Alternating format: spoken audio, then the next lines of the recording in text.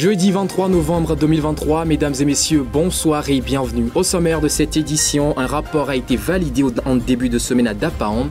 Quant à l'état des lieux de l'emploi des jeunes dans la région des Savanes, il indique que 33% de la population de la dite région est considérée comme ni en activité, ni en éducation, ni au travail. On y revient dans cette édition.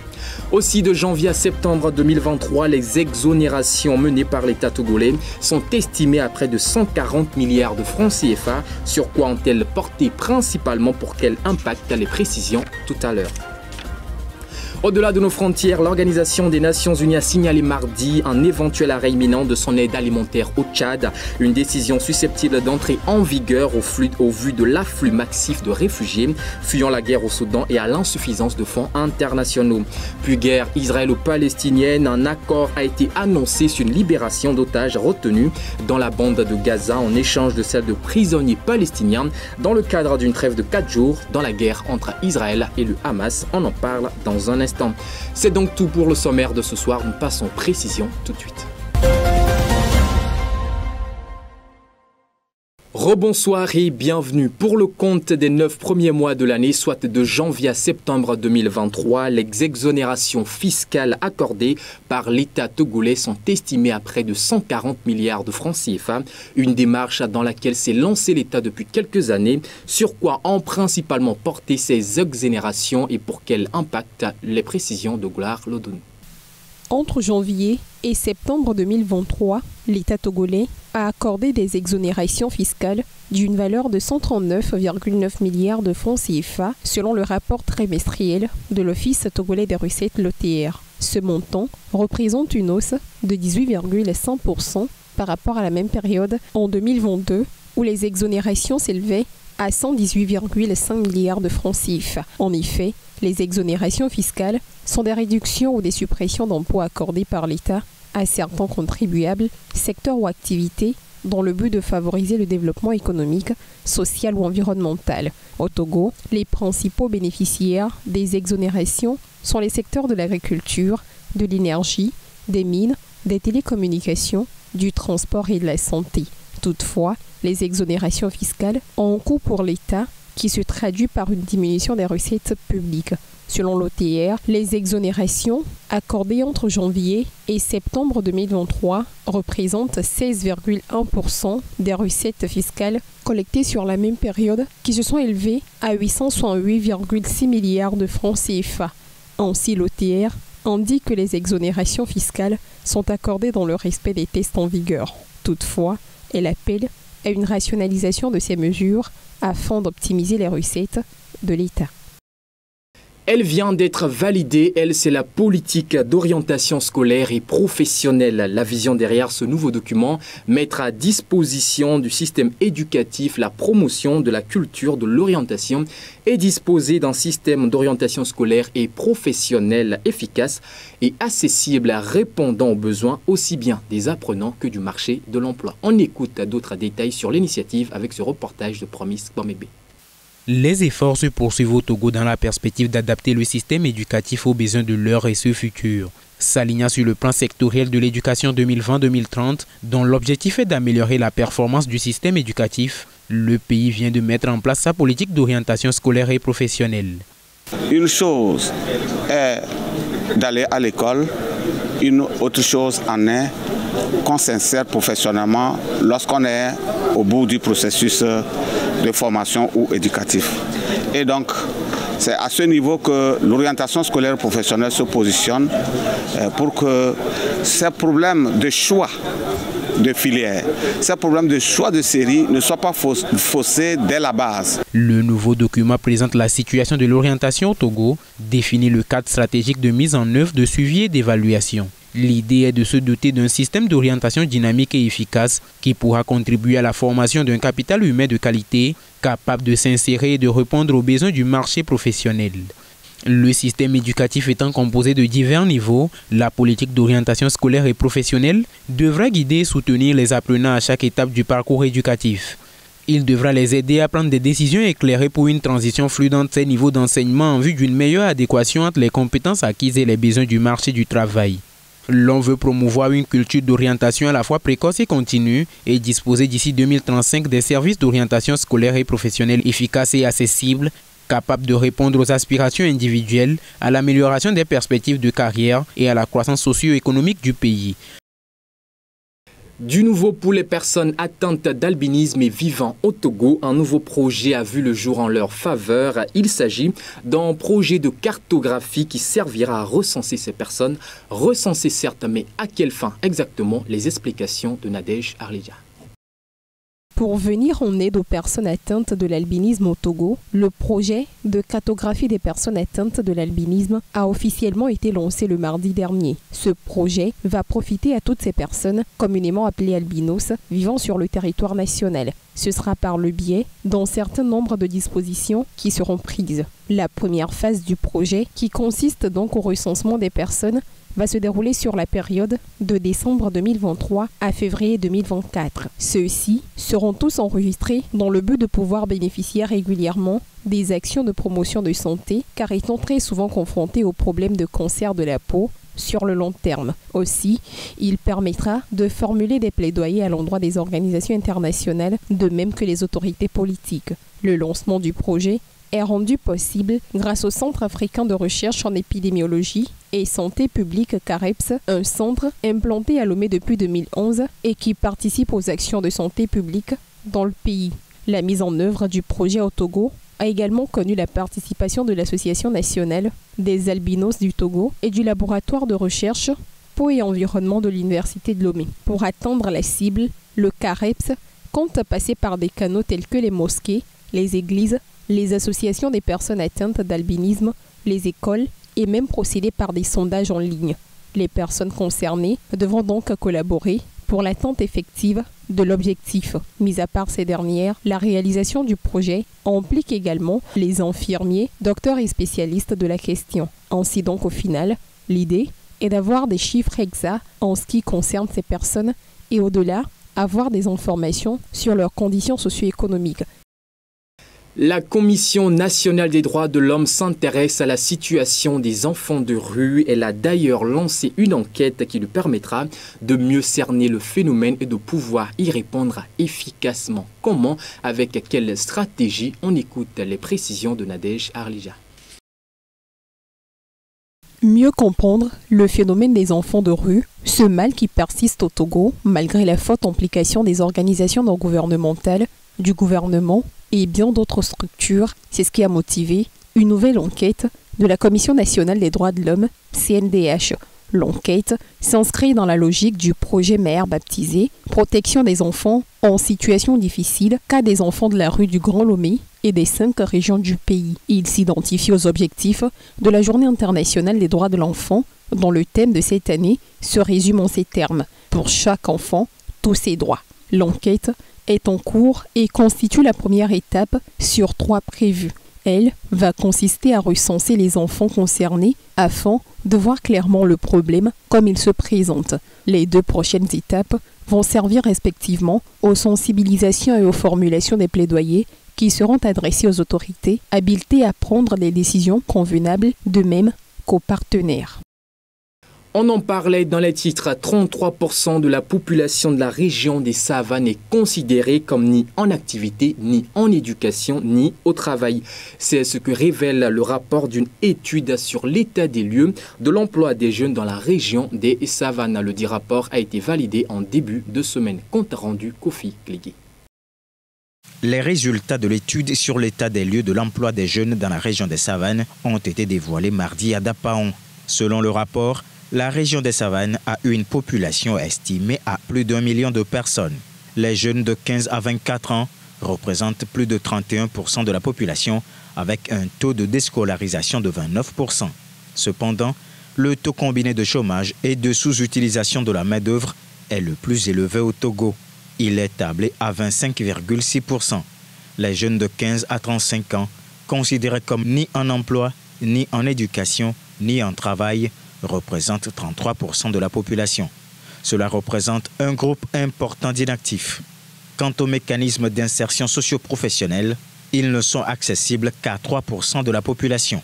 La région des Savanes est considérée comme la plus pauvre du Togo. Actuellement, elle fait face au chômage massif des jeunes et des femmes. Elle est aussi confrontée au terrorisme depuis juin 2021. L'objectif de l'étude était de recueillir des données permettant de dresser le bilan de l'emploi des jeunes. Il a été aussi question d'avoir une idée sur l'offre et la demande de main-d'œuvre dans la région. L'agriculture est également au cœur de cette édition. La filière cotonnière togolaise connaît une baisse de production depuis quelques années déjà. Par exemple, au cours de l'année 2021-2022, elle a connu une baisse significative de 57%. Des efforts se multiplient donc à cet effet pour pouvoir redynamiser la filière et c'est ce que rapporte Gloire Lodonou à travers ce récit. La filière cotonnière togolaise, qui occupe une place stratégique dans l'économie du pays, connaît des difficultés depuis quelques années. La production de coton-graines est passée de 116 000 tonnes en 2020-2021 à 50 000 tonnes en 2021-2022, soit une baisse de 57%. Les causes de cette chute sont multiples. Sécheresse, inondations, mauvaise qualité de semences, baisse du prix d'achat aux producteurs et impact de la pandémie de Covid-19. Pour redresser la situation, le gouvernement togolais et son partenaire privé, le groupe singapourien Olam, ont pris le contrôle de la nouvelle société cotonnière du Togo en 2020. Ils ont mis en place des mesures de soutien à la filière. Parmi ces mesures, on peut distinguer la hausse des prix d'achat du coton-graine de premier et deuxième choix à 300 francs CFA et à 280 francs CFA le kilogramme respectivement, la distribution de 82 000 tonnes d'engrais et de 3 000 tonnes de semences certifiées aux producteurs. On note également la mobilisation de la logistique nécessaire pour assurer une collecte performante et un paiement rapide des cotonculteurs, la création des zones d'aménagement agricole planifiées ZAP pour favoriser l'exploitation mutualisée et moderne de 100 hectares par site et le développement d'une chaîne de valeur autour du coton et de ses coproduits. Ces efforts vise à relancer la production de coton-graines. Cette dernière devrait atteindre 135 000 tonnes en 2022-2023 et 225 000 tonnes en 2023-2024 selon les objectifs fixés par le gouvernement et Olam. Le coton togolais, qui bénéficie déjà d'une bonne réputation sur le marché international, pourrait ainsi retrouver sa place de première culture industrielle du pays. À l'étranger à présent, République démocratique du Congo pour commencer. 4 jours déjà que les campagnes électorales ont démarré en prélude à la présidentielle du 20 décembre prochain. Selon certains citoyens congolais, Félix Tshisekedi, le président sortant, n'aurait pas tenu ses promesses faites en 2019. On les écoute. En plein dans la campagne présidentielle, les Congolais ruminent un fort besoin de changement. Dans la ville de Kikwit, à l'ouest de la RDC, le candidat Félix Tshisekedi avait promis des jours meilleurs en 2019 pour le peuple.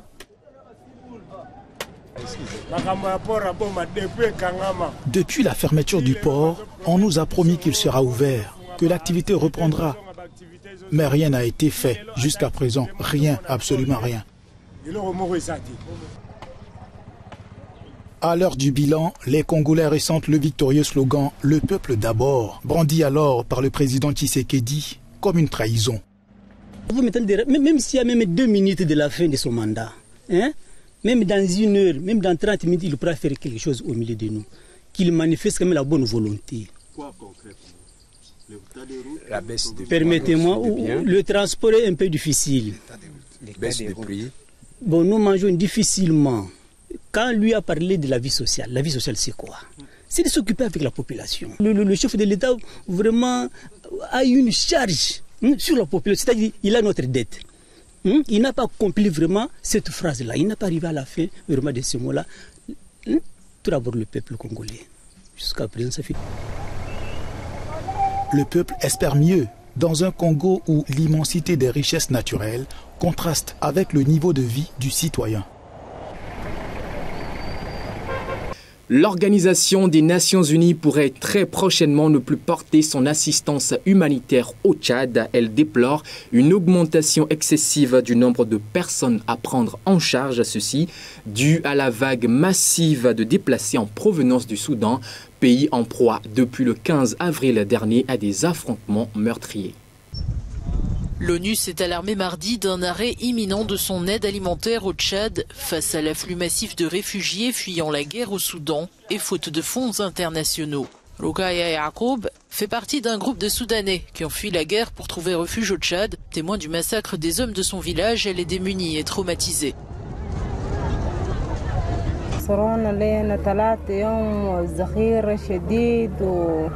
Ils nous ont attaqués durant 3 jours, c'était intense. Ils sont passés de porte en porte pour rassembler les hommes. Ils les ont fait sortir, puis les ont tués. Ils ont appelé le père de mes enfants dans la rue. Ils ont tiré sur lui et l'ont tué.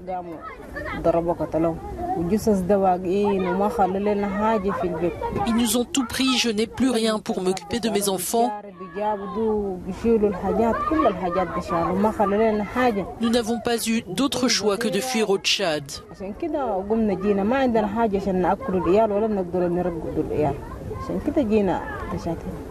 Avant qu'une nouvelle guerre civile n'éclate au Soudan, mi-avril 2023, le Tchad abritait déjà, selon l'ONU, plus de 400 000 réfugiés ayant fui la guerre qui avait ravagé le Darfour de 2003 à 2020. Il en compte aujourd'hui près de 900 000. Les Tchadiens ont déjà partagé tout ce qu'ils pouvaient partager. Ils ne peuvent plus partager. Ils ont eux-mêmes besoin d'aide. Nous devons donc aider les 600 000 réfugiés qui sont arrivés, mais il faut aussi maintenant soutenir la population tchadienne d'accueil qui, elle aussi, souffre au même titre que les Soudanais qui viennent d'arriver. Lors de la seule première semaine de novembre, plus de 8000 Soudanais sont entrés au Tchad, selon l'ONU qui évoque au Darfour des violences à grande échelle et un possible nouveau génocide. Pendant ce temps, la situation humanitaire se détériore davantage en Somalie. Les inondations continuent par faire des victimes. Des habitants ont été emportés par des courants d'eau. Depuis lundi, 53 personnes ont déjà perdu la vie et la situation pourrait s'empirer davantage. On voit cela dans le reportage qui suit. En Somalie, au moins 1,7 million de personnes sinistrées ont besoin d'aide humanitaire, selon des associations. Dans la région du fleuve Chabelle, la ville de Beledweyne coule sous les eaux d'une inondation qui a déjà fait 53 morts depuis début novembre. Avant même les inondations, nous parlions de près de 15 millions de personnes en situation d'insécurité alimentaire en Afrique de l'Est. Aujourd'hui, nous savons que la Somalie, l'Éthiopie et le Kenya viennent de sortir d'une des plus longues périodes de sécheresse, ce qui avait déjà entraîné le déplacement de millions de personnes et l'insécurité alimentaire.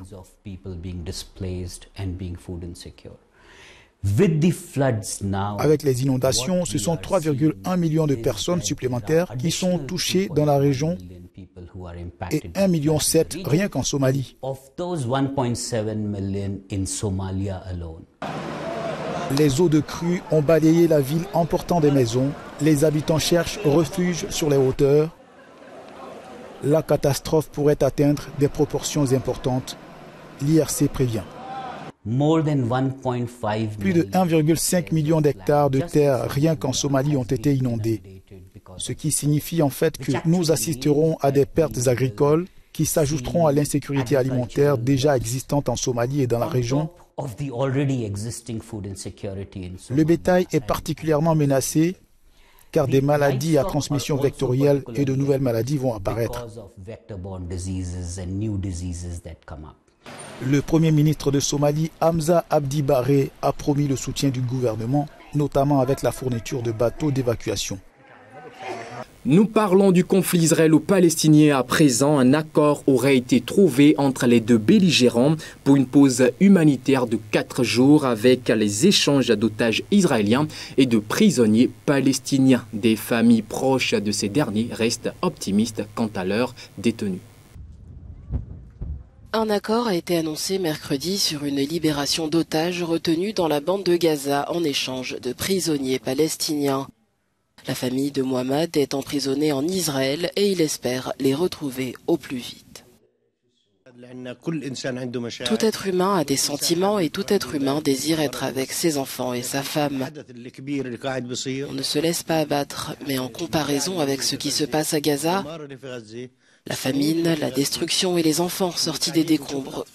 Que pouvons-nous dire ? Selon le Hamas, les termes de l'accord stipulent que 50 femmes et enfants de moins de 19 ans pris en otage dans la bande de Gaza seront libérés par tranche en contrepartie de 150 prisonniers palestiniens. J'espère que ma mère fera partie de l'accord car nous avons appris que son nom ne figurait pas sur la première liste et qu'il y aurait plusieurs groupes. Nous prions Dieu pour qu'elle revienne. Dans un premier temps, plusieurs médias ont assuré que la trêve devrait entrer en vigueur jeudi matin, mais le chef du Conseil israélien de la sécurité a indiqué que la libération des otages n'interviendrait pas avant vendredi. Et selon les dernières informations, la trêve des combats dans la bande de Gaza débutera demain vendredi matin à partir de 7h00 heure locale et un premier groupe de 13 otages sera libéré dans l'après-midi à partir de 16h heure locale également. Ces informations ont été communiquées ce jeudi par le porte-parole du ministère des Affaires étrangères du Qatar qui a mené la médiation entre Israël et le Hamas. Toute autre actualité à présent, tournons-nous vers l'Asie. Inquiétude sanitaire en Chine. L'Organisation mondiale de la santé alerte sur une potentielle augmentation des maladies respiratoires dans le pays. Ceci 4 ans après que le monde ait été frappé par le coronavirus, une pneumonie virale qui avait eu la Chine comme point de départ. L'Organisation mondiale de la santé appelle donc les autorités chinoises à prendre des dispositions adéquates. Une infection respiratoire sévit en ce moment en Chine. L'Organisation mondiale de la santé s'inquiète et demande plus d'informations aux autorités chinoises. La Covid-19 est encore fraîche dans les mémoires. Pour rappel, c'est une mystérieuse pneumonie virale qui avait été à l'origine de la pandémie.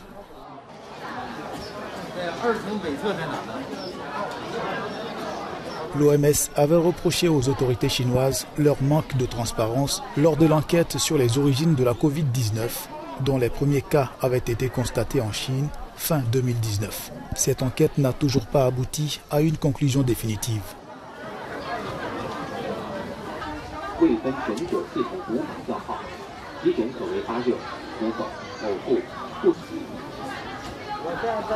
La nouvelle infection est pour l'instant localisée dans le nord du pays et la capitale Pékin fait actuellement face à une vague de froid avec des températures négatives prévues ce jeudi soir. Des foules de parents d'enfants sont constatées devant l'Institut de pédiatrie de Pékin. C'est donc tout pour l'actualité de ce soir. Mesdames et messieurs, merci à vous de nous avoir suivis. Retrouvez demain Nadège Arlidja pour une nouvelle édition. D'ici là, portez-vous bien.